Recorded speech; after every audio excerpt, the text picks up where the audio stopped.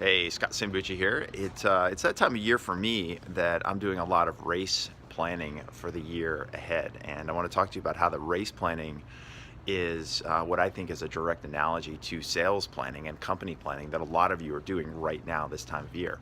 And so first, and then most of all, I want to show you how I want to be able to help you with your sales planning and reaching your outcomes for 2019. So let me just start with the race planning and why I think that relates to sales. So first of all, like a lot of you know that I do pretty long distance races. So I just signed up for a 100-mile race down in Bryce Canyon at the end of May 2019. And so, you know, it's one thing to just sign up for a race and register. That's pretty easy to do. Of course, pulling the trigger always, you know, hitting the submit button is a little bit nerve-wracking because you're committing to a really, really big endeavor, which is a lot like sales. You're sitting here and saying, okay, by middle of next year or by the end of 2019, we have this sales number that we need to hit as a company. You know, it could be $1 million in ARR, it could be $5 million in ARR, it could be $10 million in ARR. Whatever that number is, you know it's a big number. And you put that down on paper and you get a little bit nervous. You're like, I know this is the number. I know this is the thing I got to do. But this is it. This is the result. This is the outcome that I want. More importantly, for me, as I'm doing the race planning, it's setting the outcome is one thing. The more important aspect for me is then working backwards and building out my training plan for that. And it's not just how many miles am I going to run every week. When I think about executing on a race plan to do a 100-mile race, the way that I approach it is looking at not just how many miles do I have to run every week, but what do I have to do to get stronger? What's the weightlifting and CrossFit regimen that I'm gonna have to build from a month-to-month standpoint? What do I need to do in January? What do I need to do in February? What do I need to do in March? I think about the mileage that I need to run every day. I think about my nutrition. What am I doing right now with my diet that I can change? What are some experiments that I can run to make things even better? I think about my time management and my relationships and the people around me, my wife and my son and all the other people that I'm depending on that need to help me achieve this outcome. And so as I'm building out the race plan, it's not just putting a date on the calendar and saying I'm going to run 100 miles at the end of May. The more important aspect of that is actually building out the month-to-month strategy and getting really specific around weightlifting, around the miles that I run, around nutrition, around diet, around sleep, around the team that's going to be helping me. And that's where I think the sales planning aspect really comes into play here for a lot of us. And I think this is where the analogy is, because we put that big number down and we say that's the outcome that we want to get to, and that's really important. But what I think a lot of us don't do a good enough job, or a complete enough job of when we're doing that number, is really breaking down step by step, piece by piece in our sales process. What do we need to do starting today to hit that outcome?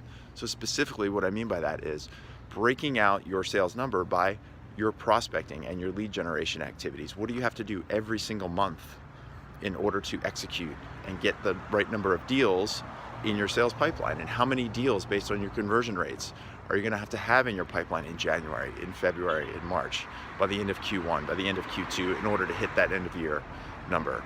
What is the pricing and how many paying customers and what are the upsells that we have to have? What are the opportunities with our existing customers that can help us reach those goals?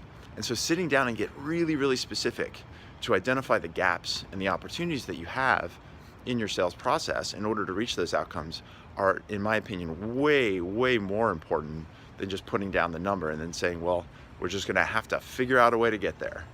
And so I wanna help you with building out your sales plan. I wanna help you identify your gaps and identify your opportunities with your company, with your startup, with your team.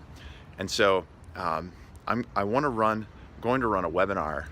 It's more like a live training. It's going to be more like a workshop where we're going to sit down together. I'm going to bring you through a process that I bring through our clients with all the time when we're doing our sales plan, by looking and breaking down your sales number as the result, but then looking at what is the prospecting and lead generation activities that you need to do on a month-to-month activity. What kind of pipeline activities do you need to be doing on a month-to-month basis? How are you looking at your paying customers? What are the opportunities you have there in customer success?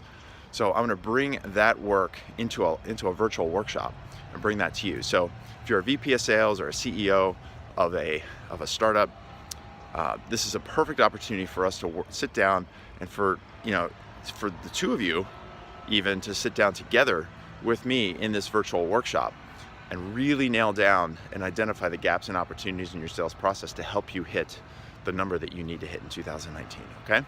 So if you're interested in joining me for this live workshop, this virtual workshop, just type the word workshop down below in the comment or send me an email, reply back with workshop. We'll send you all the details with the seats that are available. We're gonna keep this pretty small because it's gonna be interactive. It's not just get 1,000 people on a webinar and then teach a bunch of stuff.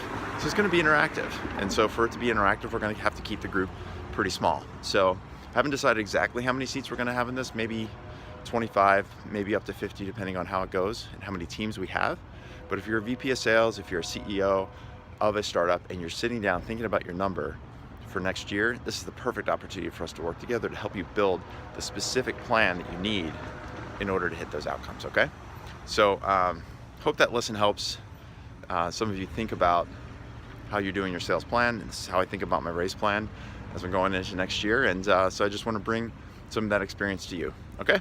So that's it for now. This is Scott Sambucci signing off.